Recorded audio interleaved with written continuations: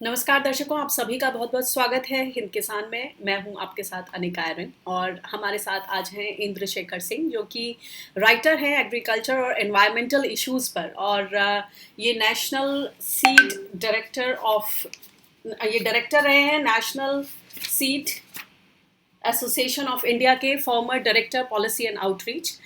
सबसे पहले इंद्र शेखर, मैं आपसे समझना चाहूँगी कि ये एक ऐतिहासिक आंदोलन है 3 कृषि कानूनों के खिलाफ। हमारे जो देश भर के किसान हैं वो लगभग 8 महीने, अब 26 तारीख को 8 महीने पूरे हो जाएंगे। 26 नवंबर 2020 से ये आंदोलन शुरू हुआ था, किसान जब बॉर्डर्स पर पहुंचे। और इतना लंबा अंतराल बीत चुका है, किसानों ने तमाम मौसम देख लिए हैं, लेकिन इसके बावजूद कहीं ना कहीं जो मामला सुलझ नहीं पा रहा है, एक जो डेडलॉक है वो बना हुआ है। अब ये भी अपने आप में ऐतिहासिक है कि किसानों ने अपनी ही संसद लगाई है। मॉनसून सेशन के साथ साथ जो संसद में चल रहे हैं, उसके साथ साथ किसानों की संसद, ये अपने आप में कितनी नायाब है, इसमें किस तरह की आप समानताएं देखते हैं। और मैं आपसे इसलिए ये पूछ रही हूँ क्योंकि मैं दर्शकों को ये बताना चाह रही हूँ कि इंद्र शेखर पिछले तमाम कितने ही महीनों से इस किसान आंदोलन को बहुत ही नज़दीकी से फॉलो कर रहे हैं और इस किसान संसद में भी उन्होंने शिरकत की। जी इंद्र शेखर। सबसे पहले तो शुक्रिया, आपने मुझे अपने शो पे बुलाया, हिंद किसान पे बुलाया और बात करने का मौका दिया। तो सबसे पहले दर्शकों अगर बात करें कि क्या माहौल था वहाँ पे, और मीडिया से तो अलग बात पता चलती है, लेकिन जब हम लोग वहाँ घुसे, आप सोचिए वहाँ पे मतलब लगभग 300 200 लगभग 200-250 मीडिया कर्मी होंगे, जिसमें कैमरा वाले भी थे, फोटो जर्नलिस्ट थे, हम लोग जैसे जो लोग लिखते हैं वो थे, वीडियो वाले थे। तो हम सब लोगों को जंतर मंतर से जो सड़क जाती है इंपीरियल होटल के आपके साइड में, अगर हम माने जो लोग दिल्ली से वाकिफ हैं, तो जनपथ और इंपीरियल होटल के बीच में जो सड़क निकलती है, वो पूरी की पूरी सड़क बैरिकेड कर दी गई थी। हम लोगों को बोला गया कि अपने आईडी दिखाइए, पीआईबी कार्ड दिखाइए, और ऐसा महसूस हो रहा था कि कोई हाई सिक्योरिटी प्रिजन के अंदर हम लोग जा रहे हैं, या कोई ऐसी जगह मतलब जो कोई खुफिया बॉर्डर या कोई पैलेस्तीन के अंदर हम लोग घुस रहे हैं इसराइल से, या ऐसी कोई इतनी ज्यादा कोई हाई सिक्योरिटी जगह थी। तो हमारी फिस्किंग हुई, चेकिंग हुई, और उसके बाद क्या किया गया कि आज कोविड के ज़माने में सारे के सारे पत्रकारों को मतलब एक छोटे से बैरिकेड के अंदर डाल दिया गया। अब आप तो जानते हैं, मतलब काफ़ी सारे दर्शकों ने फोटोज भी देखी होंगी और आपने भी देखा होगा कि जब कि मीडिया वाले एक तरफ एक लाइन में छोटी सी जगह में सारे के सारे लोग स्टफ कर दिए गए, क्योंकि बैरिकेड इस तरफ था और किसान उस तरफ, और फिर किसान की उस तरफ पुलिस थी और बैरिकेड था, जैसे किसान आके मीडिया से मिल भी नहीं सकता। अब आप तो जानती हैं कि किस प्रकार से हम लोग को भी अपना काम करना था, हमें अपनी बाइट चाहिए थी, हमें कुछ लोगों को फोटोग्राफ चाहिए थी। तो सब लोग बैरियर के ऊपर खड़े हुए और एक तरह से मीडिया कर्मियों की जान के ऊपर बहुत बड़ा खतरा मंडरा रहा था, क्योंकि कोविड के समय में मतलब सरकार ऐसी बेवकूफी कर कैसे सकती है। तो मेरा मानना है कि ये बहुत ही गलत था, और मैं बहुत सारा कहना चाहता हूँ सारी मीडिया कर्मियों को सलाम, जिन्होंने जान का रिस्क लेते हुए उन्होंने आप सब तक खबर पहुंचाई। तो ये तो था कुछ पहले पहले के 2 घंटे जब किसान नहीं पहुंचे थे। फिर लगभग 12 बजे, 12 साढ़े 12 बजे हमने देखा कि पहली बसें जो हैं हरी बसों में लोड करके पुलिस कॉन्वॉय में, जैसे कि जेलरों को लाया जा रहा है गवाही देने के लिए, उस प्रकार से उतनी सिक्योरिटी के साथ किसानों को लाया गया। साथ ही साथ सेंट्रल फोर्स लगी थी, दो दो मतलब आरएएफ लगे थी, जो लोग उनको ब्लू यूनिफॉर्म से रिकग्नाइज करते हैं। उसके साथ में सेंट्रल रिजर्व पुलिस फोर्स और लगी थी वहाँ पे। और एक नई बात ये थी कि ये पहली बार मैंने ऐसा देखा इन पूरे 7-8 महीनों में कि अननेम्ड पुलिस ऑफिसर्स थे वहाँ, सेंट्रल फेडरल एजेंट्स थे, जो यूनिफॉर्म तो थी उनकी, लेकिन किसी का सबका नेम टैग उतरा हुआ। तो सवाल अपने आप बन के आता है कि ऐसी कौन सी जरूरत पड़ गई कि भारत के वो जो सैनिक थे वो क्या, और जो सैनिकाएं थी वो क्या करने के लिए वहां पहुंची थी कि उनको अपना नाम हटाना पड़ा। जी। तो हम लोग को पहली तो बात थोड़ी सी लगी कि उल्टी सीधी भी हो सकती है, लेकिन जब किसान पहुंचने लगे, बाकी बसें आई, तो किसानों ने भी बात समझी, वो उन्होंने भी आके बात करने की कोशिश की, पुलिस ने उनको रोका कि आप बात नहीं कर सकते हैं, वापस संसद में आइए। और संसद में फिर जब शुरू हुआ संसद का सत्र, तभी भी जर्नलिस्ट को अंदर नहीं जाने दिया। फिर उसके आधे घंटे 15 मिनट बाद एक एक करके थोड़े थोड़े बैचेस में जाने दिया। जब तक मैं पहुंचा वहां पे, तब तक संसद ऑलरेडी फुल स्विंग में था, और एक प्रकार से ओपन हाउस था जहाँ पे पार्लियामेंट्री प्रोसीडिंग को कॉपी किया जा रहा था। एक एक करके डिफरेंट रीजन के लोगों को ओपनिंग स्टेटमेंट बोलने के लिए कहा गया। उस दिन योगेंद्र यादव जी, आनंद मौला जी, इस तरह के सीनियर लीडर्स थे जो वहाँ पे उसका अध्यक्षता कर रहे थे उस पार्लियामेंट। और सत्र चालू हुए। काफी सारे लोगों ने एमएसपी की बात की, एपीएमसी की बात की, और सारे अपना जो दर्द है वो लोगों से दर्शाए, और एक तरह से बहुत प्रोफेशनली किया गया। जी बोले। जी जी, जी आप कुछ कहें? मैं ये समझना चाहती हूँ कि हम सोशल मीडिया पर, ट्विटर पर जो अपडेट्स हैं संयुक्त किसान मोर्चा की तरफ से, उसमें लगातार ये पढ़ रहे हैं कि ये शांतिपूर्ण है, सब बहुत डिसिप्लिन्ड तरीके से सारी चीज़ें हो रही हैं। वो बसों में आते हैं और अपने तय समय पर बस में वापस बैठकर चले जाते हैं। और 22-23 जुलाई को खास तौर से जो मंडी बाईपास कानून जिसे कहा जाता है, मंडी बाईपास, एक तरीके से संयुक्त किसानों की तरफ से ये नाम दिया गया है कि मंडी को बाईपास किया जा रहा है। खैर, इस पर एक विस्तृत चर्चा हुई और बाद में उसे रिपेल करने के लिए, उसे रद्द करने के लिए वो सारे तर्क सामने रखे गए। मैं आपसे समझना चाहती हूँ, कहा गया कि कुछ 22 राज्यों से किसान आए हैं, इसमें कितनी सच्चाई है? क्योंकि आम जनता या फिर मीडिया में जिस तरह का नैरेटिव दिख रहा है, बार बार ये बोला जाता है कि आंदोलन ढीला पड़ गया है, या ये सिर्फ 4 राज्यों का आंदोलन है, पंजाब, हरियाणा, राजस्थान, उत्तर प्रदेश। सबसे पहले मैं ये समझना चाहूँगी कि इसमें कितनी लोगों की, कितने राज्यों से आए लोगों की शिरकत थी, और सही मायनों में कितना गहन चर्चा हो पाई इस मुद्दे पर? जी, देखिए, मेरा ये मानना, मतलब ये मानना ही नहीं बल्कि आंखों देखी मैं आपको बात बता रहा हूँ। 22 प्रदेश से किसान थे, और जहाँ तक बात है कि मैं खुद, जो मैं पहले सेकंड डे, आप देखिए लोग यहाँ पे बदल बदल के आ रहे हैं, तो ऐसा नहीं कि जो लोग पहले दिन आए हैं वही लोग सेकंड डे आए, मतलब कुछ लोग जा रहे हैं, कुछ लोग आ रहे हैं। सो हर दिन जो है नए नए चेहरे आपको दिखते हैं, कुछ पुराने चेहरे भी हैं लेकिन नए चेहरे भी हैं, क्योंकि ये एक बिल्कुल लोकतांत्रिक आंदोलन है। इन्होंने ये नहीं कि भैया 4 हमारे मुखिया, उन्हीं को हम लोग सारा का सारा लाइमलाइट देंगे। किसान ऐसे नहीं है। किसान जानते हैं कि हर व्यक्ति की हर जगह एक महत्व होता है उसका। इसीलिए जो लोग पहले दिन पहुंचे, कुछ लोग बदल बदल के दूसरे दिन कुछ और लोग पहुंच रहे हैं, और तीसरे दिन कुछ और लोग पहुंचेंगे, और चौथे दिन कोई और पहुंचेगा। लेकिन ये इनका मेन मुद्दा ये है कि जो एक्सपर्ट्स हैं एक टॉपिक के ऊपर, वो उस दिन आए जिस दिन उसकी चर्चा हो। अब जैसे आप लोगों ने सुनी होगी बात की, एक जन कृषि मंत्री बने, उन्होंने एक प्रकार से सरकार को बताने की कोशिश की कि देखिए कृषि मंत्री को ये करना चाहिए। और जो तर्कों की बात आपने कही, जो पॉइंट्स किसान मोर्चा ने मीटिंग्स के अंदर रखे हैं, वो सारे पॉइंट्स सरकार, वो इस किसान संसद में वो सरकार बन के दोहरा रहे हैं। अब जो बात है कि क्या इसमें, अब लोग कहते हैं कि भैया इसमें ट्रांसपेरेंसी नहीं है, पता नहीं, आप कुछ भी कह सकते हैं, आप लोग किसान है झूठ भी बोल सकते हैं, लोग समझ रहे हैं कि किसान भी जुमला कर रहे हैं। तो एक मेरा प्रश्न है प्रशासन से और साथ ही साथ किसान भाइयों से, मोदी सरकार ने जंतर मंतर का इंटरनेट क्यों ब्लॉक कर रखा? ये बात शायद बहुत लोगों को नहीं पता हो, लेकिन इस समय आज हर दिन जब भी हम लोग जाते हैं, हम ट्विटर पे पोस्ट नहीं कर सकते हैं, हम ट्विटर लाइव नहीं कर सकते हैं, सोशल मीडिया पे कोई भी लाइव, हमको इतना बैंडविड्थ ही नहीं मिलता है कि हम एक ट्वीट भी कर सकें फोटो लगा। तो एक तरफ मोदी सरकार खुद एक इतना, उन्होंने उससे सिग्नल और फ्रीक्वेंसी ब्लॉक कर रखी है कि पूरा देश ये ना देख ले कि असली संसद कैसे चलता है, तो कैसे चलता है। जी, आपने बात ये शुरुआत तो में की डेमोक्रेसी में एक बहुत बड़ा ब्लॉट, एक बहुत बड़ा धब्बा सामने उभर कर सामने आ रहा है। इससे पहले भी जब आप बात कर रहे हैं, तो जिस तरह की इमरजेंसी लाइक सिचुएशन, जिस तरह की सुरक्षा तैनाती हुई है, मुझे याद आ रहा है जब कीलें ठोक दी गई थी, उस समय भी काफ़ी बातचीत हुई कि डेमोक्रेसी में इस तरह की सिचुएशन क्यों आई है, आखिर ऐसा पड़ाव क्यों आया है।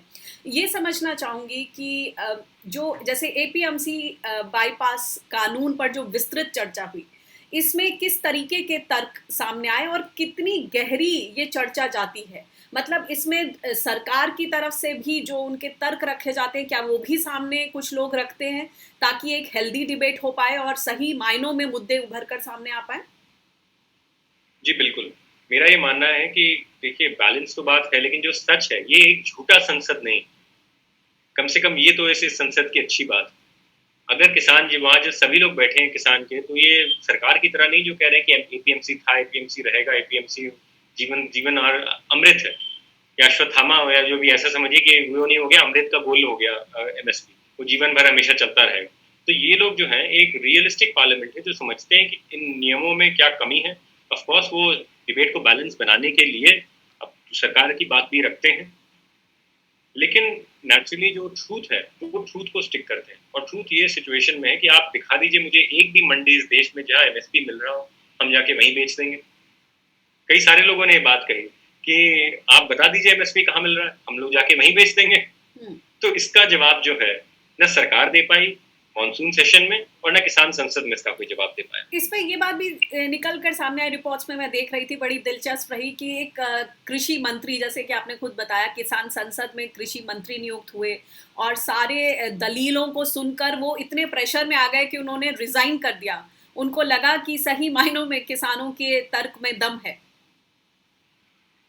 जी जी बिल्कुल, और मुझे मानना, और साथ साथ देखिए एक और बड़ी अजीब सी बात है, लेकिन मैं तो मानता हूँ कि जो लोग कह रहे हैं कि किसान आंदोलन ठंडा पड़ गया है, मेरा ये मानना है कि किसान आंदोलन ने एक बहुत बड़ी विक्ट्री की है।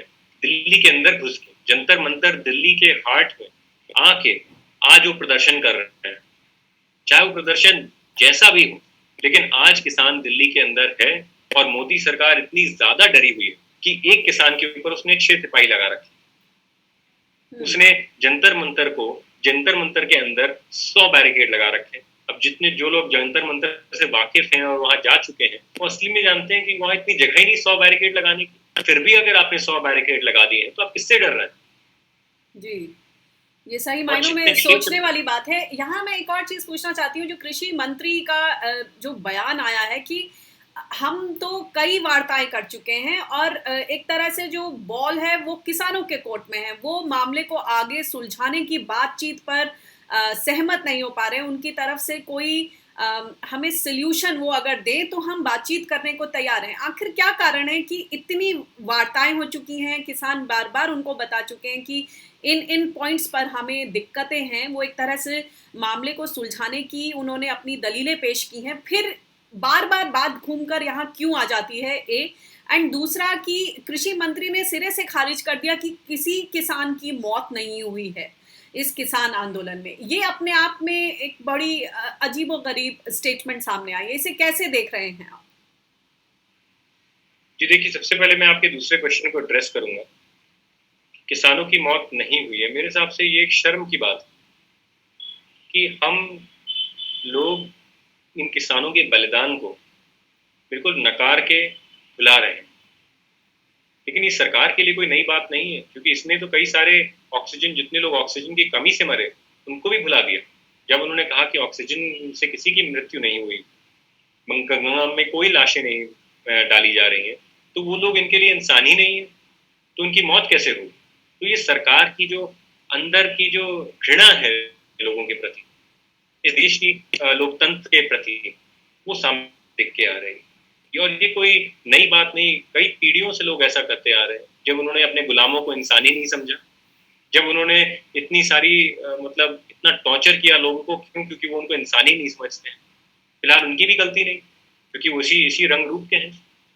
लेकिन ये बहुत एक आम आदमी को, एक ऐसे व्यक्ति को जो इस देश को बहुत प्यार करता है, देश के हर जीव जंतु से प्यार करता है, मेरे लिए लगता है एक शर्म की बात है भारतीय होके कि हमारे मंत्री और सरकार ये कह रहे हैं कि यहाँ किसान मरे ही नहीं।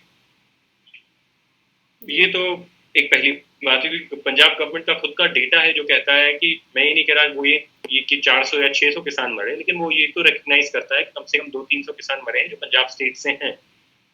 तो सरकार जो है खुद आंकड़े नहीं देखना चाहती, शुतुरमुर्ग बन के।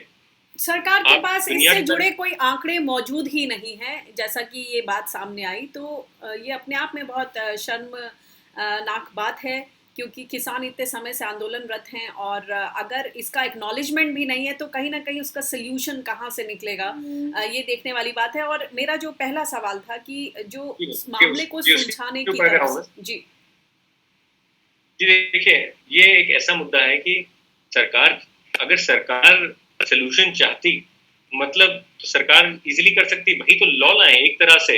जो अग्रेसर है, इसने गलती की है, वही बोल रहा है कि जो विक्टिम है वो सुलह नहीं करना चाह रहा। आप इसको अगर इसके फॉर्म को देखिए, आप ये मत देखिए कि क्या बातें कही जा रही। एक प्रकार से अगर देखिए, किसान अगर हर्ट है तो किसान इस मामले में विक्टिम है, किसान इस मामले में अग्रेसर नहीं है।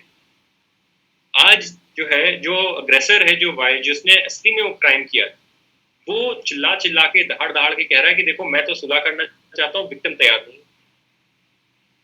तो हमें इसको इस तरह से समझना पड़ेगा, भाई विक्टिम न्याय चाहता है और जो क्रिमिनल है वो खुला सांड बनना चाहता है। तो विक्टिम और क्रिमिनल कैसे साथ आ सकते हैं? एक न्याय चाहता है, एक अन्याय चाहता है। तो अगर सरकार आज की तारीख में कह रही है कि हम तो बात करने को तैयार हैं, हम तो कर रहे हैं, अरे भैया तो अभी तक सुलझा क्यों नहीं पाया? ये कोई पाकिस्तान और इंडिया का बॉर्डर का मुद्दा थोड़ी है जो इतने सालों से चले आ रहा है। इंद्र, आप मुझे एक बात बताएं, रहे इसमें कहीं ना कहीं आपको लगता है कि एक नैरेटिव का भी रोल है, क्योंकि तमाम तरह की क्लिप्स सोशल मीडिया पर हैं। कुछ लोग किसानों को गलत बता रहे हैं, वो इन कृषि कानूनों को पूरी तरह से सही ठहरा रहे हैं। कुछ लोग इस बात पर अड़े हैं कि इसमें काला क्या है, ये तो समझा दीजिए, जबकि कई बारी इसके रंग के इतर इसमें जो खामियां हैं उनको बताया जा चुका है। क्या लगता है आपको कि पूरा नैरेटिव जानबूझकर स्पिन डॉक्ट्रिन किया गया है, और इसमें कहीं ना कहीं जो जनता है वो पिस रही है? आम जनता को जो सीधे रूप से खेती बाड़ी के मुद्दों से नहीं जुड़े रहते हैं, उन्हें अपनी समझ बनाने में दिक्कत हो रही है, और शायद यही कारण है कि ये किसान आंदोलन उस लेवल पर आम जनता के साथ नहीं जुड़ पाया है जितना जुड़ सकता था। जी देखिए, मेरे हिसाब से आम जनता को जागना पड़ेगा अगर उनको अपनी रोटी बचानी है। और जो लोग, और ऐसा नहीं कि लोग नहीं जाग रहे हैं, क्योंकि हर बार जब आप दाल के लिए 200 रुपए देती हैं या सरसों के तेल के लिए 300 रुपए देती हैं, अगर आप और बढ़िया तेल खरीदेंगे तो 400-500 रुपए तक आपको देना पड़ेगा। तो हर घर समझता है कि कृषि के पैसे बढ़ रहे हैं, और किसानों की भी बस एक ही मुख्य डिमांड है कि हमें फेयर प्राइस चाहिए। तो दो चीजें तो क्लियर है जनता की, कि हमारे लिए पैसा बढ़ता जा रहा है और किसान को पैसा मिल नहीं रहा है। और यहाँ पर आती है कॉर्पोरेटाइजेशन की स्टोरी, जिसको जो किसान शुरुआत से कह रहा है कि ये अडानी अंबानी या 1% की सरकार है। जी, मैं ऐसा नहीं कह रहा कि क्या है, लेकिन भारत के खाद्यान्न सिस्टम पे एक बहुत बड़ा कॉर्पोरेटाइजेशन है, और धीरे धीरे लोग जैसे जैसे पैसा ज्यादा देंगे हर महीने, वो किसानों की तरफ और ज्यादा आते रहेंगे। जहां तक बात है मोदी सरकार के बयानों की, एक अंग्रेजी में शब्द है रेटरिक, जहाँ पे बस आप जो है बातों को घुमाते रहते हैं। असली में कुछ अंदर कुछ मामला नहीं होता, बस बाहर से वो घूमता ही रहता है, बातें घूमती रहती है, लेकिन अंदर उसका कोई स्टार या कोई उसका एसेंस नहीं होता है। तो सरकार के जो स्टेटमेंट्स हैं, अगर आप उनको एनालाइज करिए, मैं मानता हूं कि जब से ये आंदोलन शुरू हुआ पंजाब के गांव से और वो मार्च चालू हुआ, आप देखिए सरकार ने अपनी बातें कितनी कितनी बार बदली। अगर एक व्यक्ति की या एक महापुरुष की वाणी ही उसका एक प्रकार से उसका प्रतीक है, तो मोदी सरकार ने और जो बीजेपी भाजपा के जो नेता हैं, उन्होंने कितनी बार अपनी बात पे पीछे गए हैं वो लोग। जी, हाल ही में लेटेस्ट यू टर्न जो मीनाक्षी लेखी जी ने बोला किसानों को मवाली, और फिर उन्होंने बाद में माफ़ी मांग ली, मेरे ख्याल से सबके जहन में एकदम ताज़ा होगा।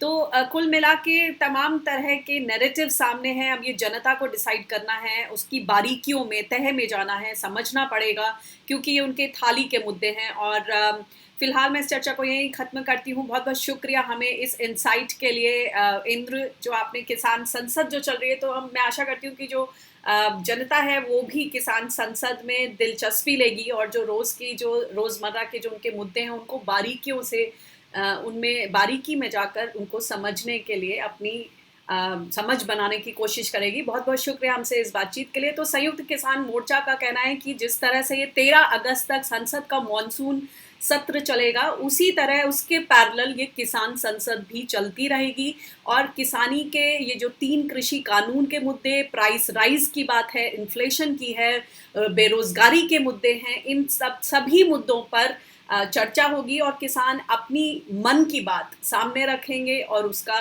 जो सल्यूशन है उसे भी ढूंढने की कोशिश करेंगे, ताकि जो प्रतिनिधि हैं, जो देश के सांसद हैं, उन तक उनकी आवाज़ पहुंचे और सही मायनों में एक लोकतांत्रिक व्यवस्था जो है वो कायम हो सके। बहुत बहुत शुक्रिया हमसे बातचीत करने के लिए। नमस्कार। धन्यवाद।